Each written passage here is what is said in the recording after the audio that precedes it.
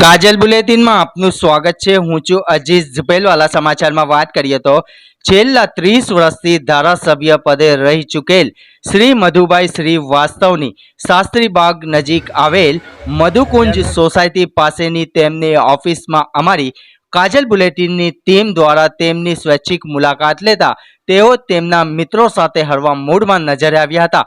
તેઓ સાથે ઇન્ટરવ્યૂ દરમિયાન એક સવાલના જવાબમાં તેઓએ સ્પષ્ટ જણાવ્યું હતું કે તેઓ છેલ્લા ઘણા વર્ષોથી ભાજપમાં હતા અને હાલ કોઈ બીજા પક્ષમાં જવાના નથી। તેમને શહેરના નાગરિકોને ખાસ અપીલ કરતા જણાવ્યું હતું કે પતંગ દોરાથી કોઈને ઈજા ના થાય કે કોઈ ઘાયલ ના થાય તેની ખાસ તકેદારી રાખવા પણ જણાવ્યું હતું। કાજલ બુલેટિનથી સાદિક કાજલવાલાની ખાસ રિપોર્ટ। आज के समय में मैं यही कहना चाहता हूँ, एक हिंदी में 2 शब्दों का लीटी का गीत है, वो आपको सुनाना चाहता हूँ। इसलिए सुनाना चाहता हूँ कि भगवान के नाम से और शक्ति के नाम से हमको अच्छा रखना, हमसे कभी कोई बुराई नहीं करना, हमसे कोई करप्शन नहीं कराना और हमसे अच्छे देश को आगे बढ़ाना, ये शुभकामना होती है हमारी। इसलिए हम सभी लोगों को कहते हैं कि एक बात ध्यान रखना कि इतनी शक्ति हमें देना दाता, मन का विश्वास कमजोर ना हो, हम चले नेक रास्ते पे, भूल कर भी कोई भूल ना होना, कि जितनी शक्ति हमें दे न दाता, मन का विश्वास कमजोर होना, हम चले नेक रास्ते पे, हमसे भूल कर भी कोई भूल होना, इतनी शक्ति हमें दे न दाता। લોકો એકબીજાના પેજ કાપી રહ્યા છે। શું કહેશો, રાજકારણમાં કોનું પેજ કપાશે આ વખતે? રાજકારણ તો આપ સૌ જાણો છો કે જેની સરકાર હોય એનું ચાલતું આવ્યું છે, અને જેની સરકાર હોય એને સરકારના અંદર સરકારી અધિકારીઓ, કોન્ટ્રાક્ટરો, ઉદ્યોગપતિઓ બધી એમની ફેવરમાં ચાલતા હોય છે, કારણ કે એમને કોઈને ધંધો કરવો પડે છે, કોઈને ઉદ્યોગ ચલાવવો પડે છે, એટલે સરકાર જેની સત્તા છે એનું જ ચાલ્યા કરે છે અને એનું ચાલશે એવું માનવામાં આવે છે। આજે ઉત્તરાયણના દિવસે, સંક્રાંતિના મહા તહેવારના દિવસે અમારા હિન્દુસ્તાનના લોકો, સર્વે જાતિના લોકો આ ઉત્સવ મનાવે છે। પતંગ ચગાવવાનું અનેક ઉત્સાહ મનાવે છે।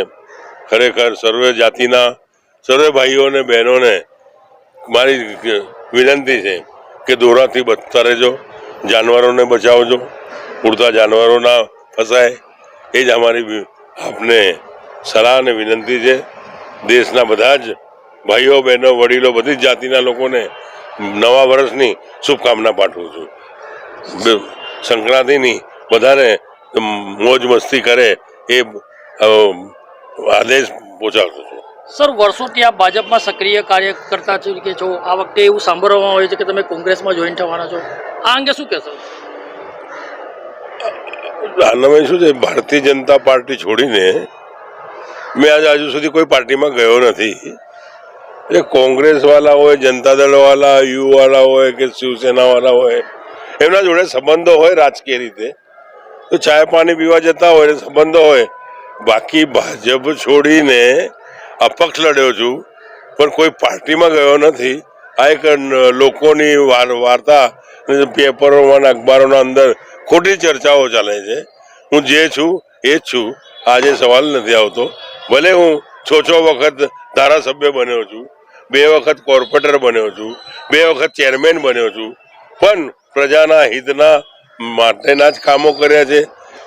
કોઈ પાર્ટીને હાનિકારક નથી પહોંચાડ્યો, या भारतीय जनता पार्टी ने हानिकारक नहीं पहुंचाड़ो, या कोई भी पार्टी ने हानिकारक नहीं पहुंचाड़ो, कोई भी जाति सर्वे जाति लोग कोई जाति ने भी मैं हानिकारक नहीं पहुंचाड़ो। એ મારા 40 વર્ષના રાજકારણના અંદર આ કાર્ય કરતો આવ્યો છું. ના હિન્દુ કા મુસલમાન આ એક માનવ જાતનો તહેવાર છે.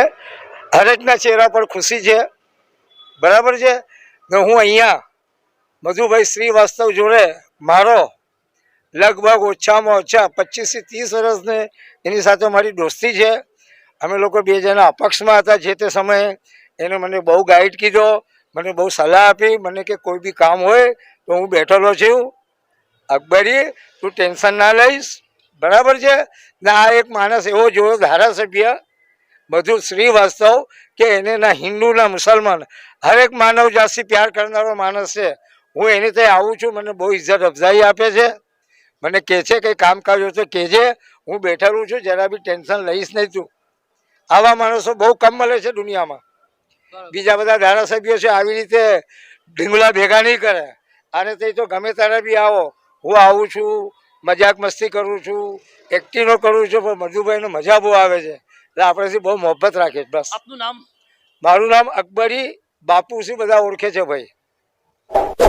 इस वीडियो को लाइक करें, हमारे चैनल को सब्सक्राइब कर बेल आइकन जरूर प्रेस करें